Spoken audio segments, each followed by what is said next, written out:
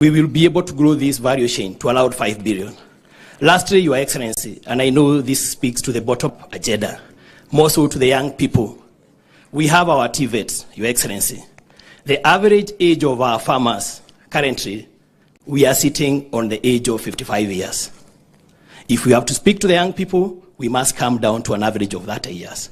And one of the interventions, Your Excellency, if we could introduce a scheme or a program within our TVETs, where daily training is part of the programs being trained in our TVETs, we could increase our capacity, more so on extension services.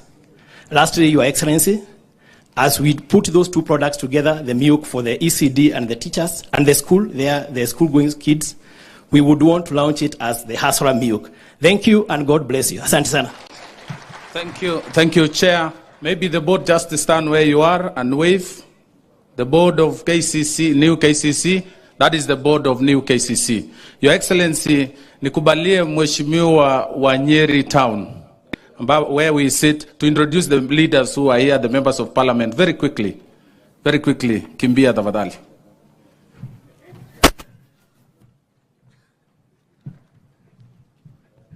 Thank you, Your Excellency.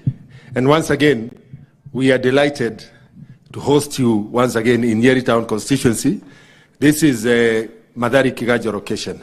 Kindly, our members of parliament who are with us, if you can quickly come, quickly come, members of parliament. And mwisho, abaki chairman wetu wa committee ya trade.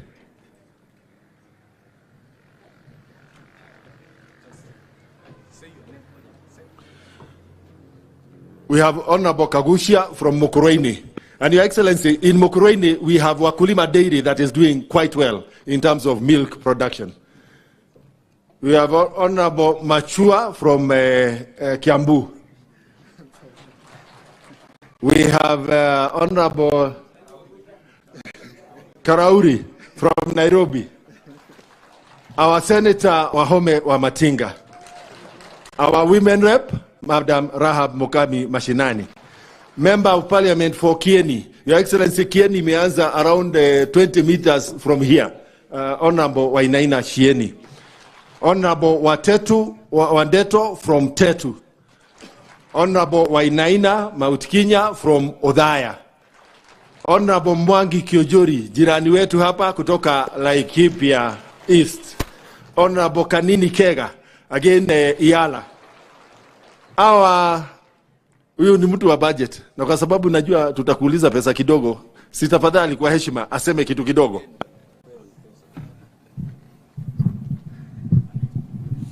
Thank you very much, Mheshimiwa DMM, Your Excellency sir, na wakulima wote. Bwana Yesu asifiwe. Mimi naitwa Dede Nyoro, mbunge wa Kiharu. Rais wetu, tunafurahi sana vile unasikilia wakulima wetu. Majority of us went to school courtesy of the cash crops, that is coffee, tea, and also milk as part of it. Na ukisikilia hawa wakulima wetu, unasikilia the entire chain, including education. Kwa wakulima wetu, asanteni sana kwa kusikilia nchi yetu, kwa sababu hata tukifanya maendeleo mingi, without food security, then we will be a very insecure nation. Thank you very much. May God bless you. Your Excellency, our chairman for trade.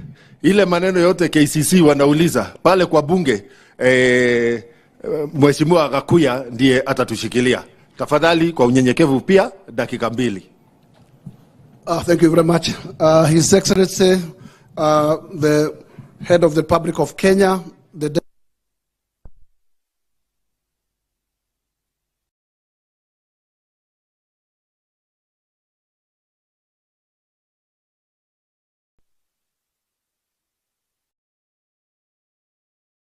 Judges, His Excellency, I have 2-3 members of my committee. Can they list up just and wait wherever they are? They are just here.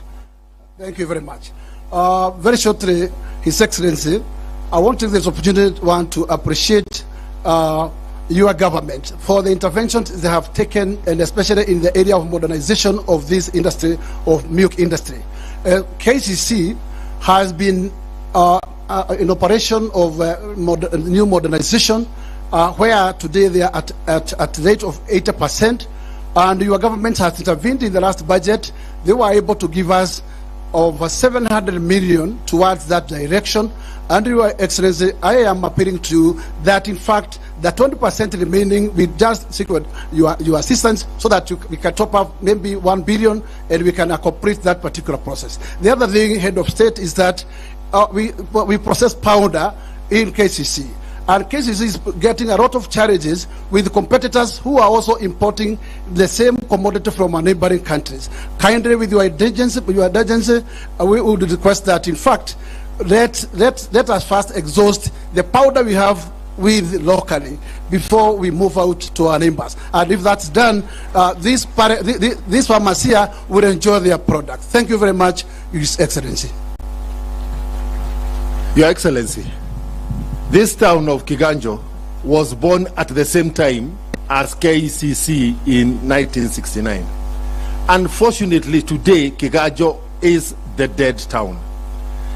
Hata Gavana Kahiga amejaribu kidogo kuamsha Kiganjo, haiamuki. Kwa sababu hapa nyuma tulikuja tukajengewa competitor wa Kiganjo.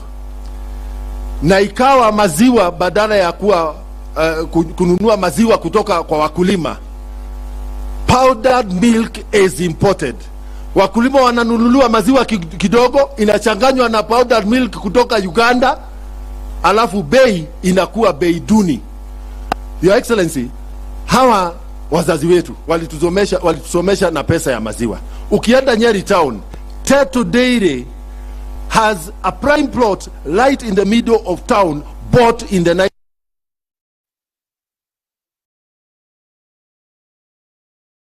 And KCC could not have come at a better time in stabilizing the prices of milk.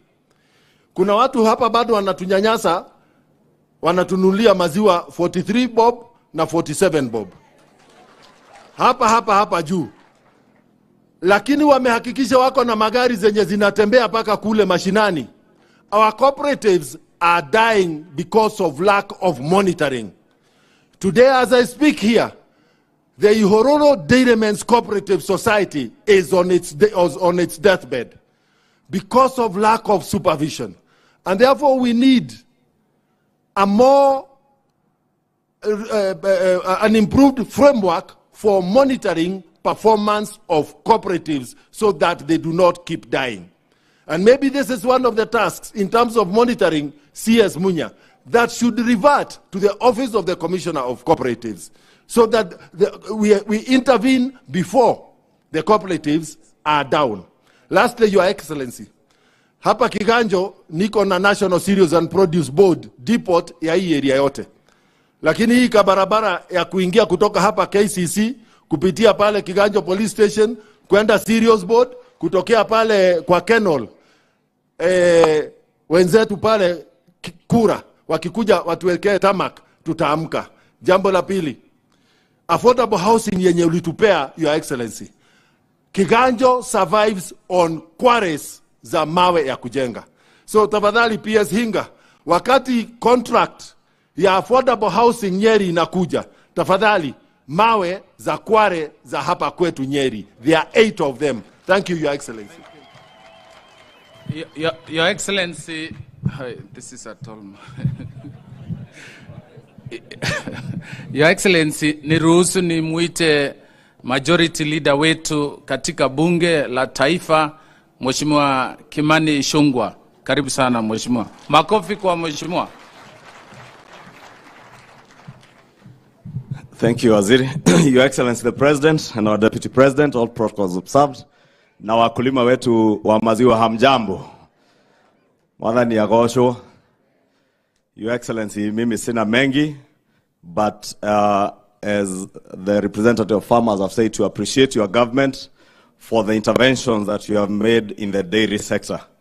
And just to note, Your Excellency, as we went through the factory tour, that the value chains around the production and processing of milk speaks not just to manufacturing, but also to the agricultural sector value chains.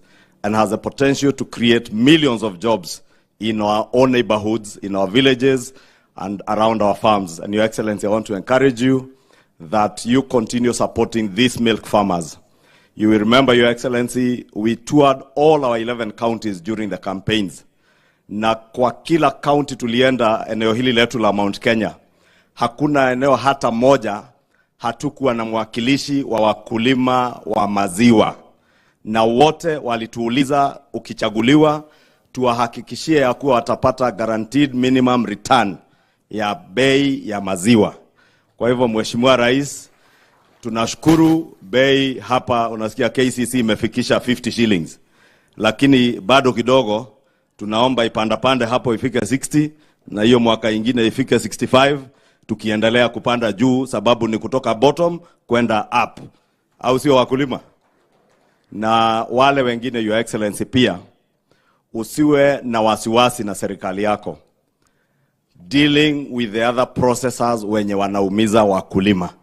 Sababu umeona mwenyewe hapa KCC wako na powder milk, na nishukuru Dairy Board kupitia kwa Chairman Janasio, sababu juzi tumeona wakishika powder milk ambayo ilikuwa imekuwa imported huko Nairobi, na wasiwe na wasiwasi, serikali iwalinde ili wahakikisha maziwa yetu ndio ina process, hata hiyo powder milk iwe ndio inatumika hapa kwetu. Kwa hayo machache, nashukuru. Your Excellency, niruhusu nimwite governor wetu wa Nyeri, Governor Kahiga, ambaye amekuwa mstari wa mbele na sisi katika wizara ya ushirika na amefanya kazi nzuri sana. Karibu sana governor. Asante sana Rais. Mheshimiwa Daktari William Samoei Ruto, Mheshimiwa Rigathi Gachagua, mawaziri wote walio hapa, gavana mwenzangu, niruhusu dakika moja ni waonyeshe ma deputy governors wale wako hapa. Deputy governors wale wako hapa, tafadhali very quickly come.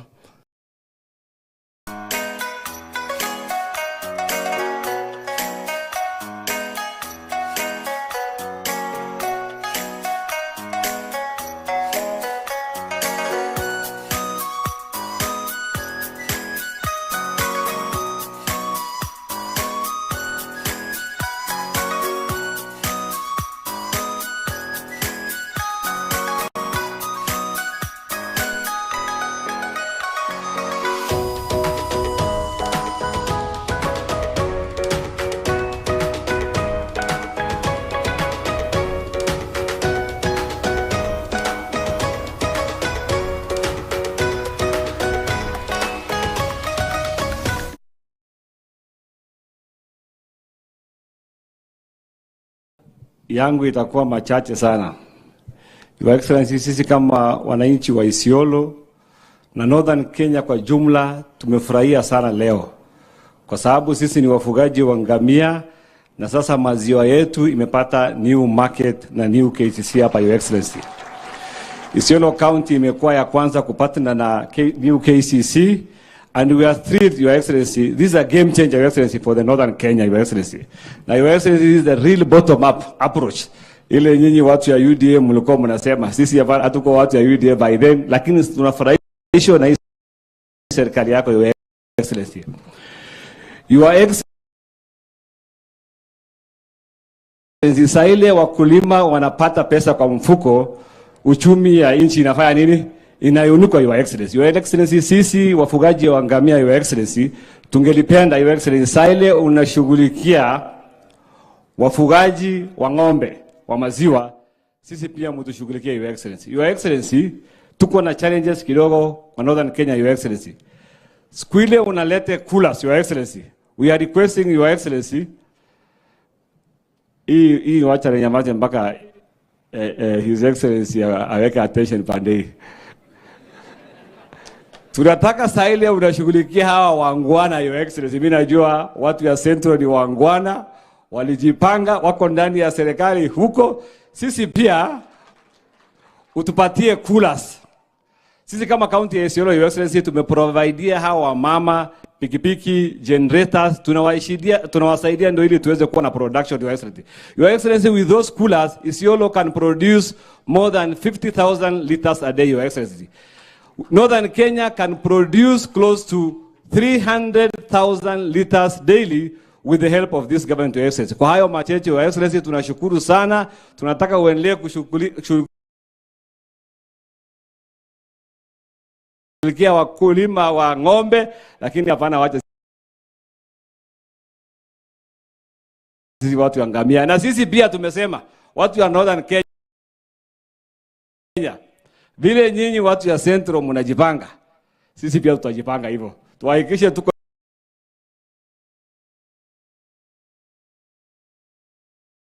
nyuma hii serikali ya William Samuel Ruto pamoja na Rigathi, na tuendelee huko tajituna Rigathi pamoja. Asanteni sana, Mungu awabariki.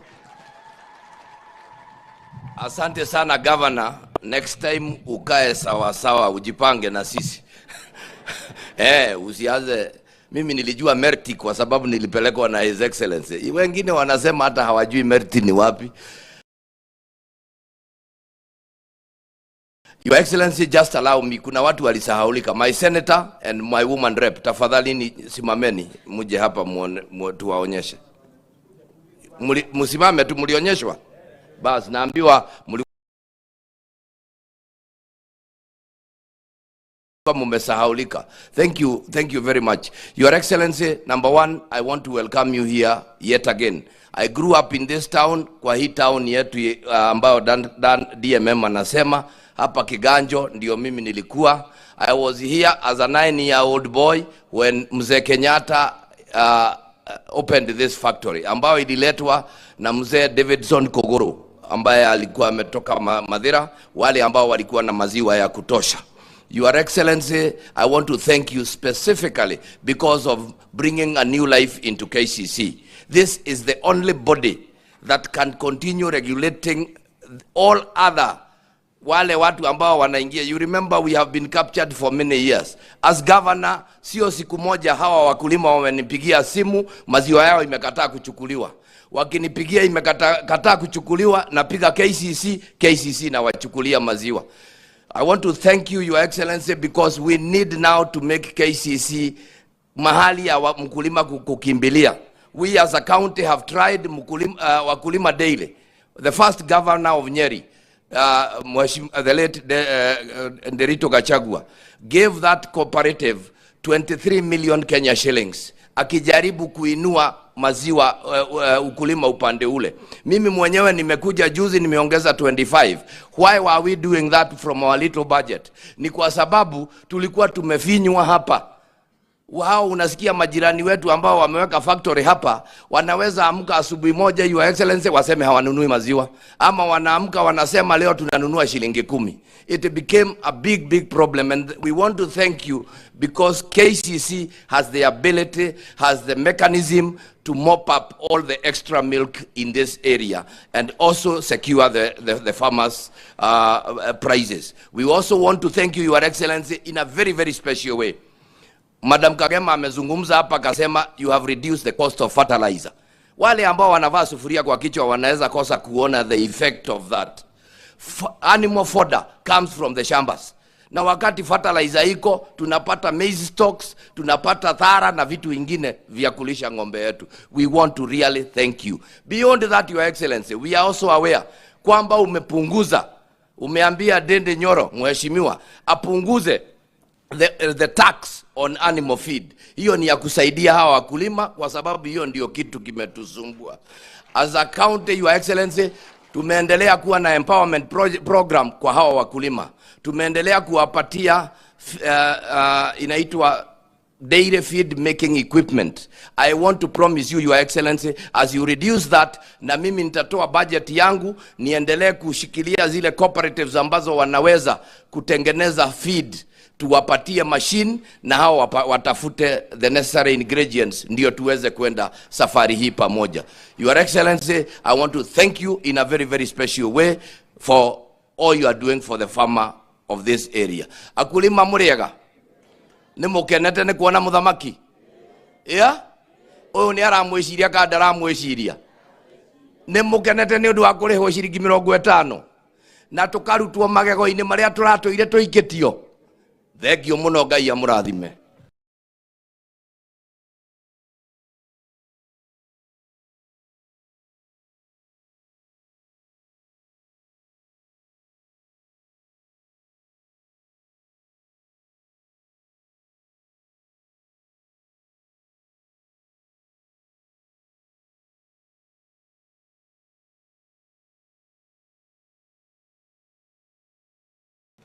Asante sana.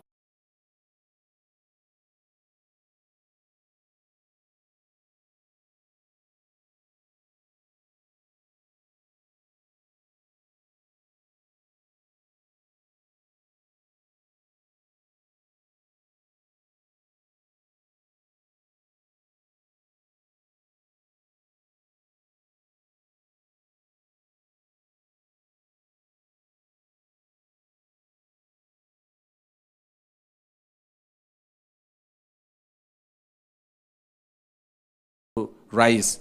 Ya pili, tangu nichukue kasi hii, Mheshimiwa Rais, we've made administrative and policy pronouncements. One, payment of Kenyan farmers, milk farmers, be done on the 5th of every month. Kila mkulima alipwe pesa yake tarehe 5. Mheshimiwa Rais, kupitia KCC, tumehakikisha kwamba wakulima hawakandamizwi, hawanyanyazwi. Bei ya maziwa kwa lita moja iwe ni shilingi 50, and that is the market prices. We want to ensure, kuna wengine wanajaribu harass farmers, to oppress farmers by giving different prices. But Kenya Cooperative Creameries, Your Excellency, have been able to deliver 50 shillings across the country, bringing equity and incomes to the farmers of Kenya. We are now focusing, Your Excellency, on the export market. From the milk that we produce through our cooperatives and other large farmers, we are now focusing on export market. Tunakuomba Rais, wakati tutakuja kutembelea wewe kukueleza hii mambo ya soko la nje, ili wakulima wetu wapate pesa kiasi nyingi kidogo, tutakuja kwako na tutaomba msaada. Kwa haya mengi, Mheshimiwa Rais, niruhusu sasa kwa heshima yako nimwalike Naibu wa Rais, Mheshimiwa Rigathi Gachagua, ambaye amekuwa kibao mbele kwa mambo ya wakulima, kwa kahawa, kwa maziwa, kwa chai. Asante sana. Karibu Mheshimiwa Naibu wa Rais. Asante sana waziri wetu. Your Excellency, our President, all protocols observed. Once more, we want to thank you for creating time. When you decided that you want to spend time in the Mount Kenya region, you did inquire about the status of Kiganjo, where you had come several years ago, and when you were briefed that it is ready for commissioning, you put it in your program. We want to say thank you. I don't want to say much because the President will speak for us, and we have another engagement elsewhere. Your Excellency, you did instruct me to lead public sector reforms, and specifically in the dairy subsector. Your Excellency, this subsector has been the worst victim of state capture and conflict of interest. And the reforms have begun in earnest, and you have heard when the price of 50 shillings is mentioned, there are some murmurs at the back. Is that so?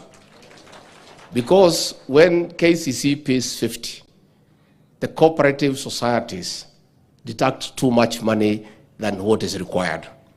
And as a result, Your Excellency, we are planning the dairy conference in Nakuru in early September, and one of the issues to be discussed is the Cooperative Act and the amendments that will be done to that act to protect farmers from exploitation.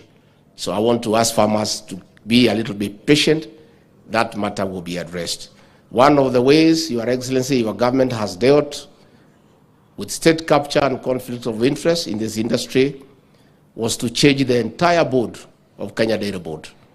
That board had been appointed by one processor to protect the interest of the processor to the detriment of the farmers. That has already been addressed in earnest, and going forward, there will be more reforms that are coming. Finally, I want to confirm, Your Excellency, I am a farmer. I have a small dairy farm I started the other day, and I deliver my milk here, and I've been paid on the 5th of this month at 50 shillings. Hiyo pesa hata kwangu mimi mwenyewe ni kidogo. And why I have done that, ndio niweze kupigania hii wakulima nikiwa mmoja wao. Kwa hivyo hiyo 50 ni kidogo, And therefore, the reforms are coming. Wakulima tutaitana nyote, tukubaliane on the reforms that we need in this sector.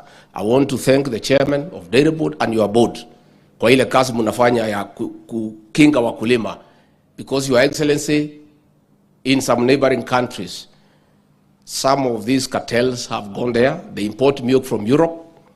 They pack it in our neighboring countries to take advantage of the trade treaties with our neighbors and dump cheap milk into this country. So along the way, we'll have a conversation, Your Excellency, with our neighboring countries so that they are not used by the very people who have been oppressing these farmers to import milk from Europe, process it in their country, and bring it here under the East African Community Treaty. Kwa hayo mengi, ningeuliza nyote msimame, munisaidie kumkaribisha Rais wa Jamhuri ya Kenya kwa makofi, kwa vigelegele na ngemi ya wamama wetu kutoka hapa. Karibu Mheshimiwa Rais. Asante sana Bwana Deputy President. Wakulima hamjambo? Tafadhali tuketini chini. Mheshimiwa Deputy President, mawaziri mlio hapa, makatibu, governor wetu, viongozi wote, wabunge wa county na wakulima. Mimi nimefurahi leo kufika hapa katika factory hii ya Kiganjo. Nilikuwa hapa 2016 kwa mara ya kwanza. Na wakati nilikufika hapa 2016, nilikuta hii factory ikiwa mahali pabaya sana. Kwa sababu ile machine zilikuwa hapa, zilikuwa kuukuu za zamani, almost derelict. Na ndio tulianza kupanga mambo ya modernization ya KCC. Mimi nafurahi kwamba leo tumetumia kama serikali in the last almost 7 years, tumetumia karibu shilingi bilioni 2 in the modernization of the facilities of KCC. Na nimefurahi sana kwamba leo nimepata nafasi ya kufika hapa. Nilienda katika hiyo mpango, tulisema tutamodernize facility hii ya Kiganjo, tutamodernize facility ya Nyahururu, ya Eldoret, ya Sotik, ya Nyambene, ya Miritini, ya Dandora, mimi na ya Kitale. Kuna zile tumekamilisha kama hii, kama ya Eldoret, kama ya Sotik, kama ya Nyahururu. Kuna zile ambazo ziko katika awamu ya mwisho katika modernization program. Moja yao ikiwa Nyambene, ingine ikiwa Miritini, ya Kitale. Na mimi nataka ni shukuru shirika la KCC kwa ile kazi wamefanya, na wakulima wengi sasa wako na nafasi ya kuuza maziwa yao mahali ambapo processing inaweza kufanyika tukitumia facilities ya kisasa. Mimi najua ya kwamba bado tuko na safari katika hii program ya mambo ya maziwa. Na ndio mkiona katika manifesto yetu tumekubaliana ya kwamba ndani ya miaka 5 tunataka kuongeza maziwa tunayozalisha kama taifa kutoka lita bilioni 5.2 mpaka lita bilioni 10. That is our plan in the next 5 years, to increase milk production in Kenya from 5.2 billion liters to 10 billion liters. Maziwa inatupatia karibu bilioni 200 kila mwaka. In fact, it is among the highest influencers of our incomes as a nation. Maziwa ambayo inafanywa processing, maziwa ambayo inauzwa bado haijafanywa processing, na tunazidi na kutafuta mbinu na namna ya kuhakikisha kwamba we do more processing of our milk, do less sale of raw milk, because by doing more processing, we add more value and farmers get a better pay for their milk. Tuko na mpango ambayo itatusaidia kuongeza pesa ambayo itafika kwa mkulima na vile vile kuongeza maziwa tunayozalisha kama taifa.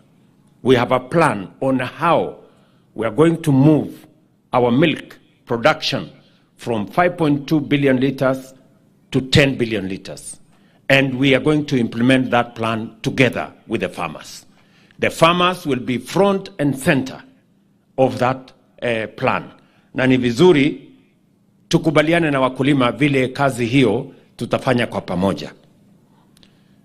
Tumekubaliana kwamba mambo ya mbegu ya ile ng'ombe tuko nazo, tumeweka pesa ya kutosha katika mambo ya mambo ya kuhakikisha kwamba tuko na mbegu, and we have put a lot of money in research. Kagri, tumekubaliana na Kagri ya kwamba number one, tunataka kuhakikisha ya kwamba mbegu zinazopatikana Kenya ni mbegu ambayo itatusaidia kupata ng'ombe za nyama na ng'ombe za maziwa. Na tumekubaliana vile vile ya kwamba bei ambayo tunalipisha wakulima wapate mbegu itoke shilingi karibu 5,000, tunataka ikuje shilingi 500 hapo 200, na tumekubaliana.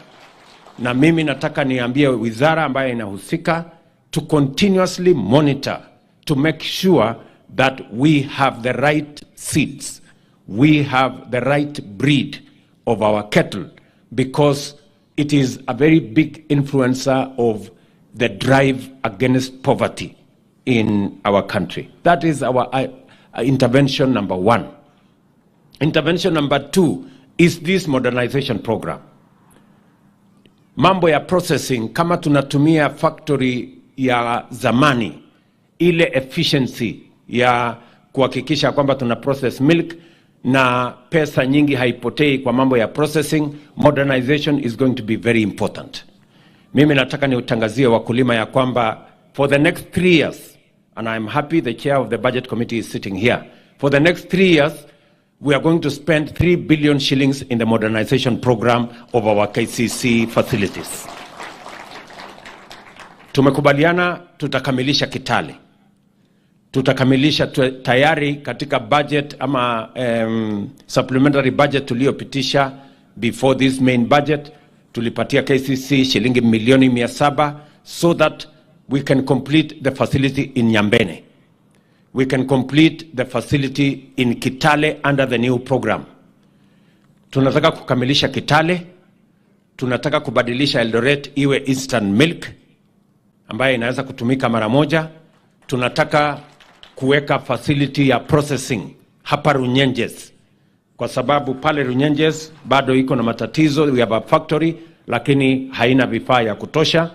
Tutakamilisha ya Nyambene, tutakamilisha ya Miritini, na tunataka kuweka kiwanda mpya Narok, kwa sababu wakulima wa Narok wanahangaika na maziwa yao, especially kina mama, kwa sababu kina mama wengi ndio wanashughulika Kajiado na Narok katika mambo ya maziwa. So my instructions to KCC waziri is that part of the program in the modernization is to have a plant in Narok, because many farmers in Narok maziwa yao inapotea. So modernization is going to be our other program to make sure that when farmers produce milk, as a government, we have a program on how that milk is going to be turned into money, and that money should go to the farmers. Namba ya 3, tuko na mpango ambayo tumefanya ya milk coolers. Matatizo mingi ya wakulima, nilikuwa jana Mkuruweni. Wakulima wengi wanahangaika na maziwa barabarani kwa sababu ile process ya kufikisha maziwa mahali ambapo inaweza kuanza kushughulikiwa na mambo ya processing inachukua muda mrefu, na ikichukua muda mrefu maziwa ile inashuka, quality yake inakuja chini, kwa sababu milk is a very perishable product.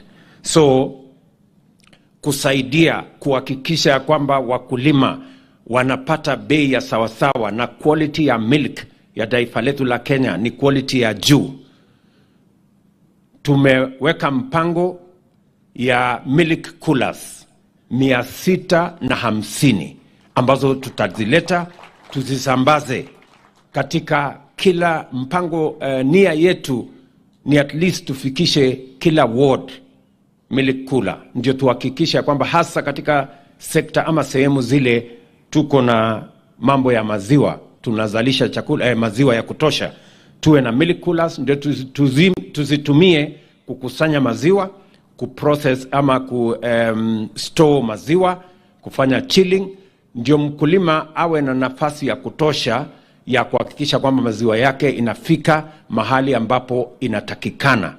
Na vile vile itatusaidia katika hii mambo ya transport. Mimi najua wakulima wengi hapa wako na matatizo, hata ingawaje tunalipa shilingi 50, lakini 50 haifiki kwa mkulima. Ile inafika kwa mkulima ni pengine 45, mahali ingine 47, mahali ingine 43 na vitu kama hizo, na inapotelea hapo katikati kwa transport na sijui kumanage cooperative na nini hapo. So tunataka tukubaliane, kwa sababu tunataka shilingi 50 ifike kwa mkulima. So my instructions to KCC is that let us begin to think about how we are going to cut out costs and to cut out brokers and to eliminate unnecessary expenses so that mkulima aweze kupata ile 50 iende kwa mfuko yake. Hapo tujipange na hawa watu wengine. Na mimi nataka pia niwaulize cooperatives ambao wanashughulika na hii kazi, tafadhali, kwa sababu kuna cooperatives wanaweka pesa nyingi kwa hiyo process. Tunataka tukubaliane na cooperatives ya kwamba mkulima ndio mtu ya muhimu. Bila ya mkulima, maziwa ya mkulima, hii mlolongo yote hapa ni bure. Kwa sababu bila ya mkulima huko nyuma kuzalisha maziwa, hii watu yote hapa sijui mtu ya kuuza pesa, sijui cooperative iko hapo katikati, sijui transporter iko hapo katikati, sijui processor hako mahali gani. Bila ya ule mwenye ana produce, hii msururu yote hii ni watu watapotea. So it is in the interest of processors, it is in the interest of transporters, it is in the interest of cooperatives, it is in the interest of the financial institutions and SACCOs that the mkulima is making money. If mkulima is not making money, all of you will be jobless. Tunakubaliana jameni, watu wa hapa. So tumekubaliana hiyo maneno tumekubaliana hiyo maneno ya kwamba hiyo mpango yote lazima kwanza the farmer is king. Huyo ndio ataamua kama sisi wote tuko kazini ama tumepotea. So tunataka tushughulike katika hali hiyo. So ile milk coolers ambayo tutasambaza, na nimetumana, waziri yuko hapa, nilituma PS wake huyu aende Poland, na tumekubaliana na wizara ya fedha. Ni mpango wa karibu shilingi bilioni 8 ambayo tuko nayo, ambayo itatusaidia kwa hiyo plan ya milk coolers. My instructions are that before December, the milk coolers should be in Kenya, distributed to all the farmers in all the areas. I know it can be done earlier. Tumekubaliana it is going to start in the next 1 month. Lakini before December, all of them must be in every part of Kenya. Na mimi pia nataka niulize wabunge, tusaidiane, niulize governors, tusaidiane, kwa sababu sisi tutaleta milk coolers. Nyinyi ndio mtatusaidia tutaweka mahali gani, ndio muweze kujenga ile infrastructure kidogo ambayo inahitajika pale, so that we can set up the facilities and make sure that the farmers are benefiting. So milk coolers is going to be one of our interventions. Vile vile tumeweka mpango ya fertilizer. Watu wengi walikuwa hawaelewi hii fertilizer itatusaidia kwa njia gani. Wale wanaweka sufuria kwa kichwa, they don't know. Na kumangamanga kwa maandamano. Hawaelewi ya kwamba hii fertilizer tumeteremsha bei iko na uhusiano na bei ya maziwa. Kwa sababu to reduce the cost of production ni lazima tufanye mambo kadhaa. Ni nini tunafanya kama serikali? Wakulima nataka niwaeleze. Jambo la kwanza tumesema mbolea. Tunapunguza gharama ya mbolea kwa sababu tunajua mbolea inawasaidia kupanda malisho ya chakula ya ng'ombe. Mambo ya silage, mambo ya cotton, maneno ya soya na mambo ya lusan na hiyo mimea ingine yote ambayo inatumia fertilizer. Sasa tunataka mtumie hiyo fertilizer kuzalisha chakula zaidi, ndio tuweze kuzalisha maziwa yetu kwa bei ya chini, ndio ile pesa tunalipwa sehemu kubwa iende kwa profit ya mkulima. Jambo la pili, katika budget yetu hii pia tumetoa ushuru kwa animal feed products. Zile products ambazo tunatumia kutengeneza animal feed. Leo katika baraza letu la mawaziri hapa Sagana tumeauthorize yellow maize na bidhaa zingine ambazo zinatumika kwa mambo ya animal feed kwamba they can now be imported without duty.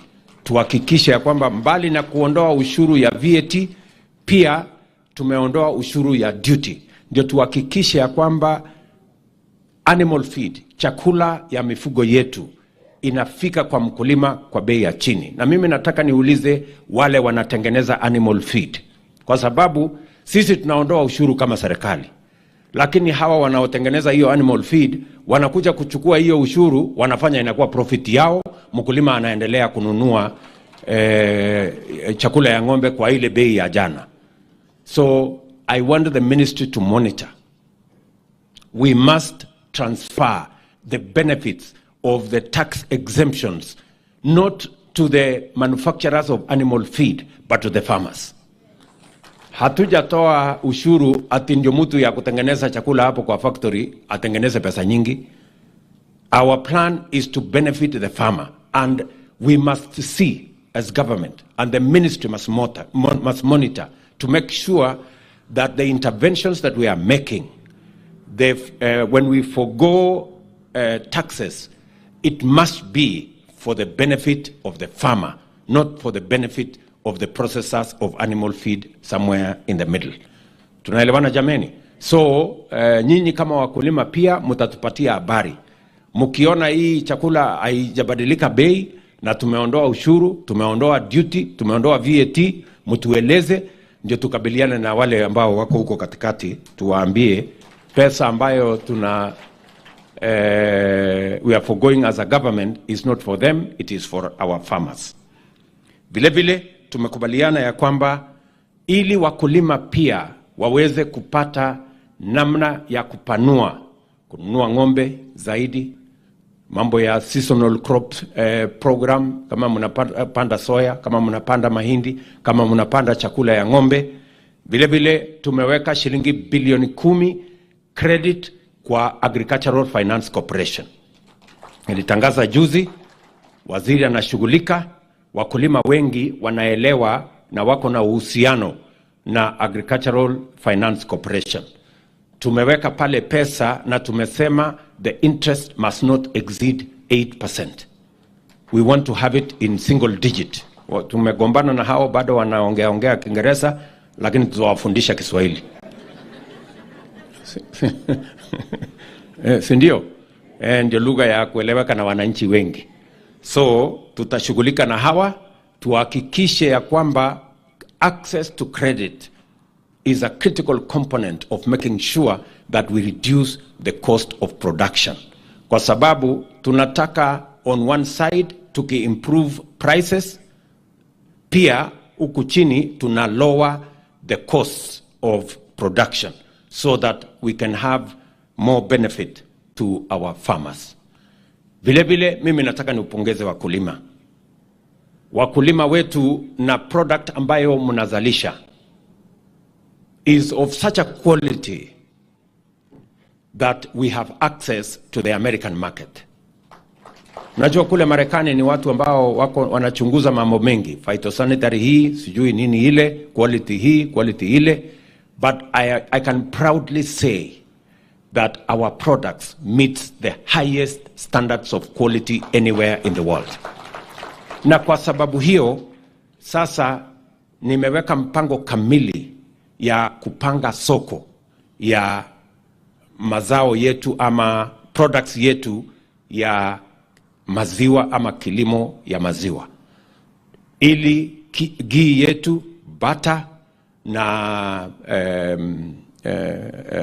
powder milk pamoja na long life milk tuweze kupanua ile soko kubwa iko katika bara letu la Afrika, kwa sababu nchi nyingi, sitaki kusema majina, niliingia kwa matatizo kidogo, nilisema majina ya nchi zingine nikapata tabu kidogo.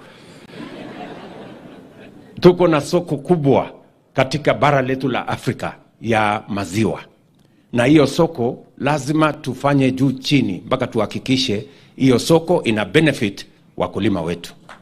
Hatuwezi kukubali ati maziwa inatoka New Zealand kilomita karibu 10,000 na sisi tuko hapa kilomita 200, na tunaweza kufikisha mazao yetu pale na wakulima are producing the milk. Mimi nataka niwaambie pia wakulima wa taifa letu la Kenya wasikuwe na wasiwasi. Hata tukipata maziwa zaidi ya vile tunaweza kupata soko ya Kenya hapa, tuko na facilities ya kutosha ya kutengeneza powder milk, ya kutengeneza long life milk. Hii Kiganjo hapa sasa tuko na uwezo ya mambo ya powder milk. Tuko na kutengeneza powder milk katika factory yetu ya Eldoret. And which other factory? The powder milk? And Kitale. So we have 3 facilities that we can use to make sure that excess milk we can mop out from the market, na ndio bei ya maziwa isirudi chini. Mkulima awe anaweza kupredict ya kwamba akizalisha maziwa yake itanunuliwa na hataenda kwa hasara. Kwa sababu saa zingine mkulima akiuza maziwa shilingi 30, shilingi 20, mkulima anakuwa discouraged, tunaenda kwa hasara. That is our other intervention, to make sure that we create market. Na nimekubali ya kwamba soko ya nchi yetu pia katika ile program yetu ya school feeding program ambayo mwaka huu tumeongeza kutoka wanafunzi kidogo zaidi ya 1,000,000. Sasa tumesema kuanzia mwaka huu watoto wetu 4,000,000 watakuwa wanapata mambo ya school feeding shuleni. Na sasa nimekubaliana na chairman Bwana Maina ambaye alisema tuingize program ya maziwa katika hiyo mpango ya school feeding. I agree with you, and I will communicate to the Ministry of Education so that milk can be part of the package for our school feeding program, ndio tuweze kupanua soko ya wakulima wetu wa maziwa. Nataka vile vile niwahakikishie, tukiwa tunatafuta soko ya kitaifa na tunatafuta soko ya kimataifa, pia tutahakikisha ya kwamba watu ambao wanatafuta kutengeneza pesa ya haraka kwenda kutuletea sijui powder milk kutoka sijui nchi gani, alafu wanaingiza ukora huko ndani wanalete hapa, tunaenda hasara, wanakuja wana compete na maziwa ya wakulima wetu. Hiyo mlango tutafunga.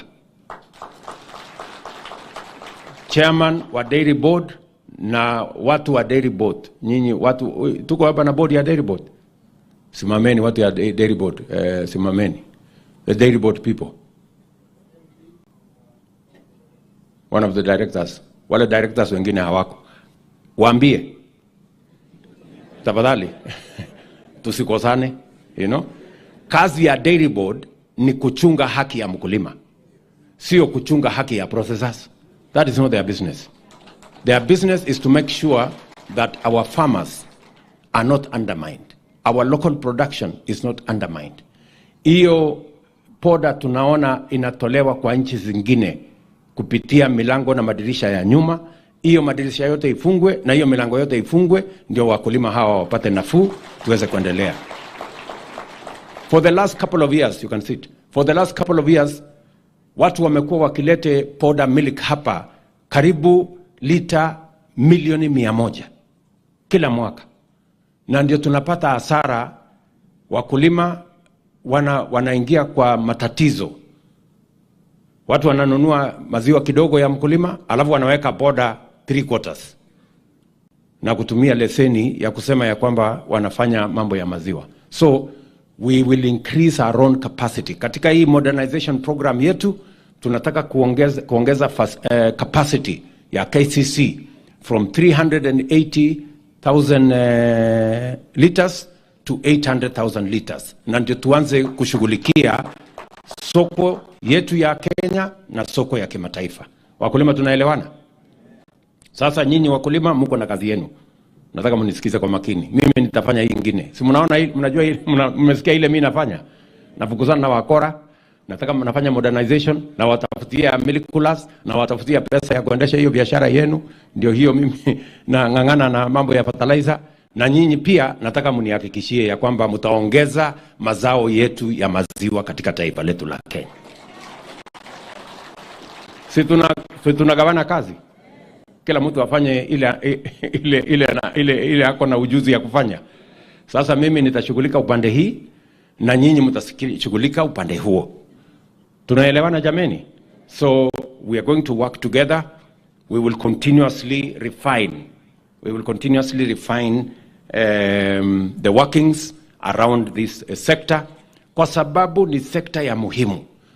Inatupatia ajira, inatupatia utajiri na inawezesha watu wengi. Watu ambao wako katika hii sekta ni zaidi ya watu 300,000. Pesa ambayo tunapata kwa hii sekta wakulima ni karibu shilingi bilioni 200 kila mwaka. Hiyo ni pesa nyingi na ni sehemu ambayo ni ya muhimu katika uchumi wa taifa letu la Kenya. Waziri ananiambia ya kwamba mambo mmekuwa mkituuliza, mnataka ile sixth semen.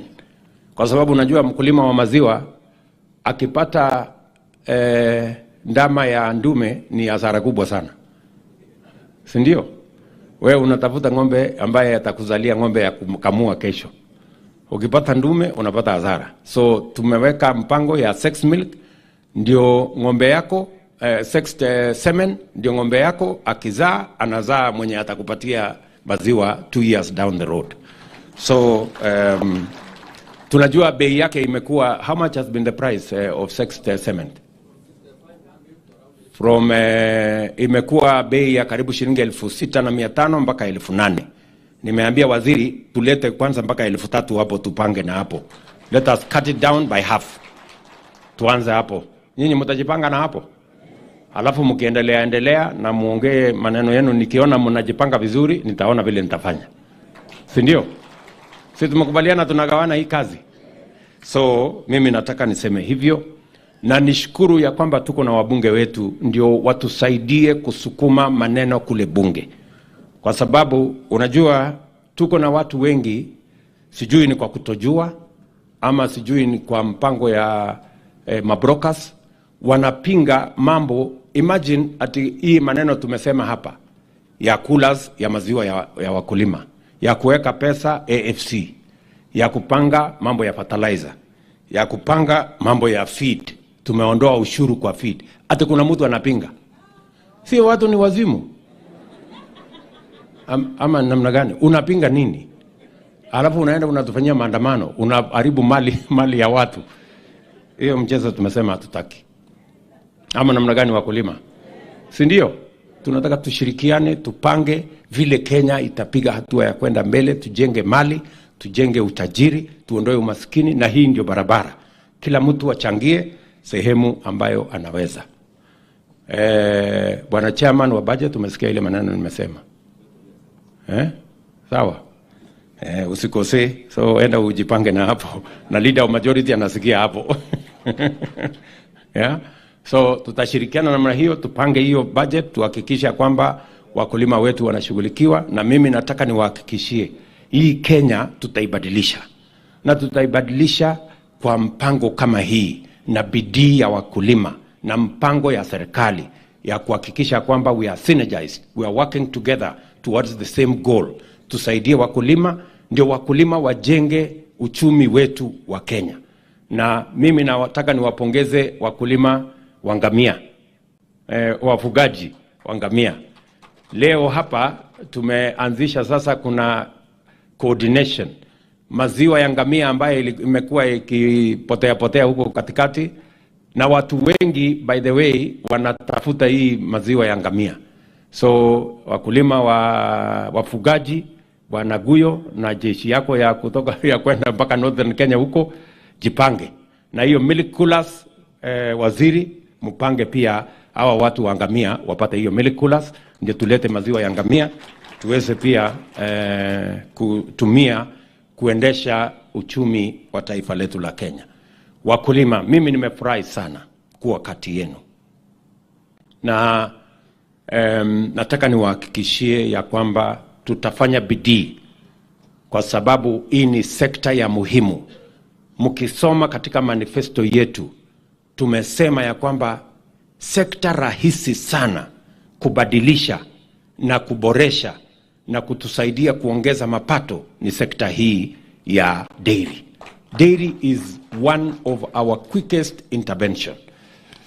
Na kuna maneno nitaongea na waziri kuhusu mambo ya breeds zaidi, ndio tuweze kuendesha hii kazi. Na mimi nataka niwashukuru even the other processors. I was in Meru, nilikuwa Meru juzi kwa ile kampuni inaitwa Meru Central. Wanafanya kazi mzuri sana, wanasaidia wakulima na wanawalipa wakulima on time, na wanashughulika na hiyo kazi.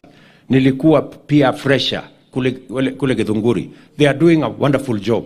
Na mimi nataka niwaambie tutasaidiana na hizo kampuni zote tuhakikisha kwamba wakulima wetu wote wanashughulikiwa, kwa sababu ni ya muhimu katika kujenga uchumi dhabiti wa taifa letu la Kenya. And this is how we are going to grow our nation. This is how we are going to build our nation, and we are going to make Kenya grow. So wakulima, mimi nataka niwashukuru sana, pongezi kwa ile bidii mnafanya shambani. Mimi na waenzi sana na washukuru kwa sababu mnatusaidia kupanga mambo kule mashinani, na sisi tutawashikilia. Mimi nataka niwaulize, let us all of us diversify. Mjue ya kwamba you can grow many other products, and we are going to make sure that extension programs between us and the counties. Pia we want to digitize. Tunataka pia tuweke kwa mtandao kwamba mkulima anaweza kutumia simu yake kuona ni nini atafanya ndio maziwa yake iongezeke. Anahitaji kutumia nini, aongeze wapi, apange nini, ndio tuweze kusukumana sote katika barabara hiyo.